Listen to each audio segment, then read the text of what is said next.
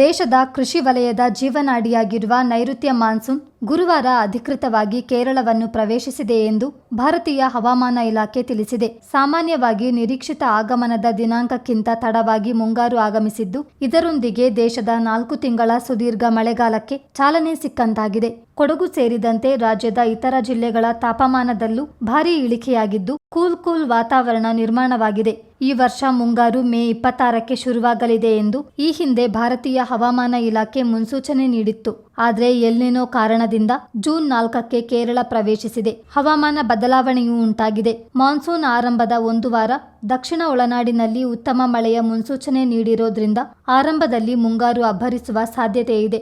ನಂತರ 1 ತಿಂಗಳು ಮಳೆ ಕೊರತೆ ಆಗಲಿದೆ ಎಂದು ಹವಾಮಾನ ಇಲಾಖೆ ತಿಳಿಸಿದೆ. ಒಟ್ಟಾರೆ ಬೇಸಿಗೆ ಮುಗಿದು ಮಳೆಗಾಲ ಶುರುವಾದ ವಾತಾವರಣ ಕಂಡುಬರ್ತಿದೆ. ಗುರುವಾರ ಬೆಳಗ್ಗೆ ಮಡಿಕೇರಿಯಲ್ಲಿ ಬಿಸಿಲ ವಾತಾವರಣ ಕಂಡುಬಂದರೂ ಮಧ್ಯಾಹ್ನದ ಹೊತ್ತಿಗೆ ಮಳೆಯ ಸಿಂಚನವಾಗಿದೆ. ಜಿಲ್ಲೆಯ ವಿವಿಧೆಡೆ ಮೋಡ ಕವಿದ ವಾತಾವರಣವಿದೆ.